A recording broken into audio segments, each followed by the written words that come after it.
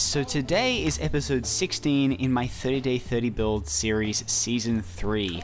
Now it's been a long time since the last episode, I know, and a lot of people thought that I'd abandoned the series and I wasn't going to continue with it. Basically, a lot of things happened that kind of prevented me from continuing on with the series, including running out of 5x5s, not being able to get in contact with my sponsor, and moving houses. All of these were very, very difficult for me to continue the series with. But it's back and it's time to continue with the 5x5 builds. I can't promise daily videos because, of course, I'm totally not set up for doing daily videos with 5x5s as was previously explained. That's another reason why I had to end the series, but I am going to do another 15 more 5x5 builds so I can finish the playlist so you guys have 30 cool 5x5 builds to watch if you want to go and watch all of these videos on that playlist. But anyways, I should probably explain a little more about what it is that I'm doing here.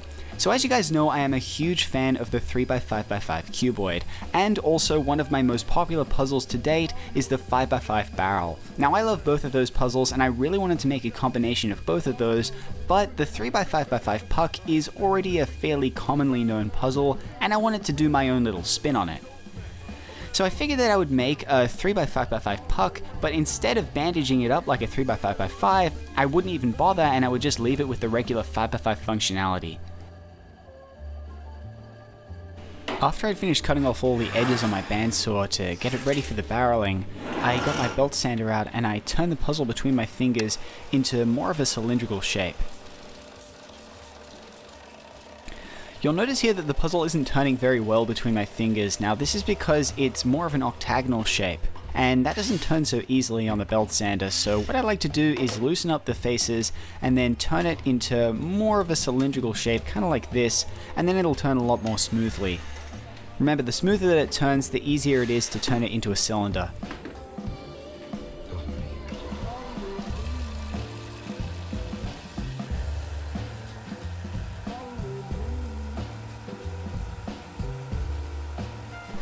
As you can tell, this is quite a labor-intensive process. So now that I've had the puzzle on the belt sander for about 5 minutes or so, you can see that it's getting a little closer to that cylindrical shape, but it's not quite there yet. So I put it back on the belt sander for another 10 minutes or so, and here it is, the puzzle is in more of a cylindrical shape now. You'll notice that I'm a little further down than I usually go with these barrels, and the reason for that was I cut a little too far down on the bandsaw, but I'll fix that problem when I come to it a little later on. For now I was just going to continue on with this build because it wasn't really that much of an issue. So I tilted the table on my bandsaw back to 0 degrees, and then I cut the top and bottom faces off. The reason I was cutting the top and bottom faces off was because on the 3x5x5 I typically do this to bring the size of the puzzle down, and because I wanted this puzzle to look like a 3x5x5 puck, this is what I had to do. Basically it's just a 3x5x5 that's going to be barreled, and I've already done the barreled part, so now I have to cut the top and bottom faces off. After I finished cutting everything off, I was left with a puzzle that had a lot of cavities that needed to be filled. I backed off the tensions on all of the screws so I could check the movement of the puzzle. I wanted to make sure everything was functioning correctly because I cut pretty deep on one of those top layers.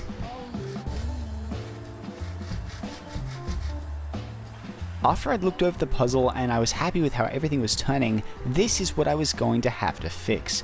As you can see here, there are a lot of holes that need to be filled, and I was going to use Epoxy Sculpt to do them as per usual.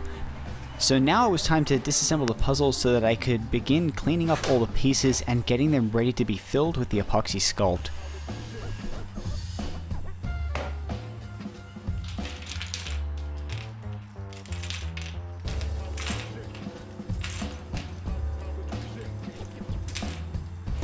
After I'd finished disassembling the puzzle, I got the Epoxy Sculpt out and it was now time to fill all of the pieces.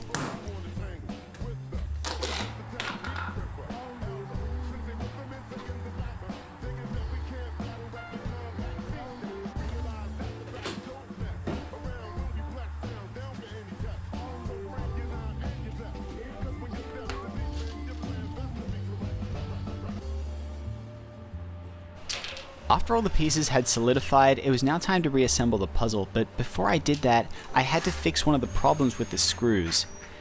Now you see, one of the main problems with the 3x5x5 that I get asked about a lot is how do you get the screws to sink down below the top and bottom faces?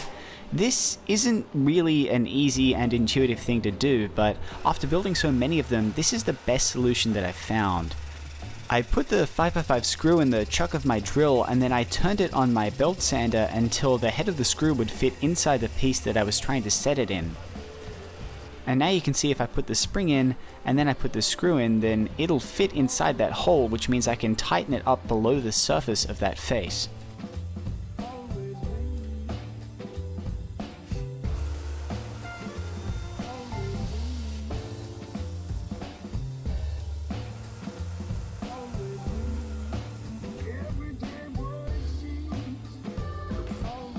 And now that the screws were modified and all of the pieces were filled, it was time to reassemble the puzzle so that I could get to the final shaping over on the belt sander.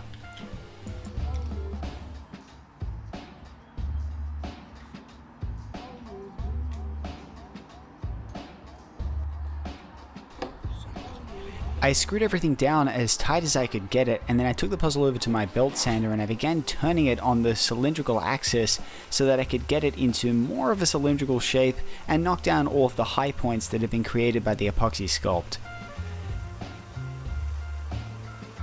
While I was at the belt sander, I also wanted to take these flat faces on the top and bottom and round them over to look more like this.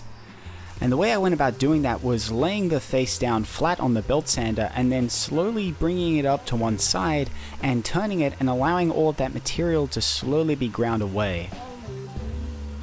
After I'd done this for long enough, I started to roll the puzzle around on the belt sander, turning it slightly every now and then, and I slowly worked it down into this shape.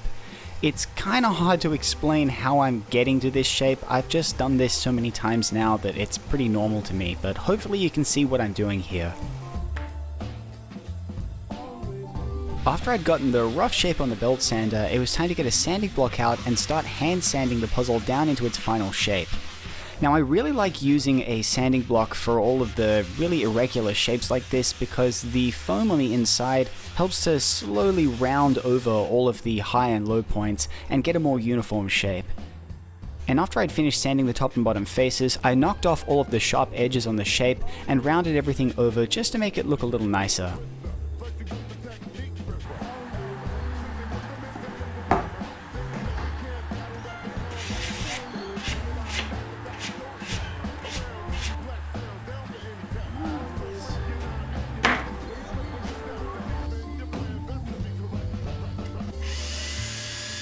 Now that I was done with all of the external shaping and I was happy with how everything was looking, it was time to disassemble the puzzle so that I could round over all of the edges of each of the pieces individually. This is something that I say and do a lot in pretty much all of my build videos because it's such an important step. I used a nail file to knock off all of the sharp edges on each of the pieces, and then I rubbed each of them down with some Scotch-Brite to finish it off. After that was done for all of the pieces, I reassembled the puzzle and I did some final turns to make sure that everything was moving correctly. The puzzle was turning really well, and I'm glad I spent so much time rounding over all of the pieces, but I wasn't going to paint it up because I was trying something different in this build. I don't really like to paint my puzzles up because they always end up getting kind of gummy and I just don't like doing it, so for now I'm just going to go straight into the stickers and forget about painting this puzzle up. And I threw the regular 10 color scheme that I put on my barreled puzzles onto this one, and I think it looks fantastic. I used a mishmash of the pre-cut stickers that I had for the 5x5 barrel and the 3x5x5. But anyways, I really love how this puzzle looks, and I really love the color scheme of it, and I'm glad that I was able to keep the regular barrel color scheme, but I also really love the top and bottom faces. I think they look just like the regular 3x5x5 faces, and that's exactly what I was going for in this build. And as you can see here, it still functions just like a regular 5x5. There is no bandaging, so you can turn that top and bottom face just on their own. So technically this might be a baby face puck, I don't really know. I'm just going to call it the 5x5 puck and we'll go from there. But anyways, I really hope that you like this puzzle and try and build one for yourself. It wasn't actually that complicated. But anyways, I'm really happy to start this series once again, and I can't wait to finish off the next 14 episodes. But anyways, thank you all for watching. and I'll see you all next time.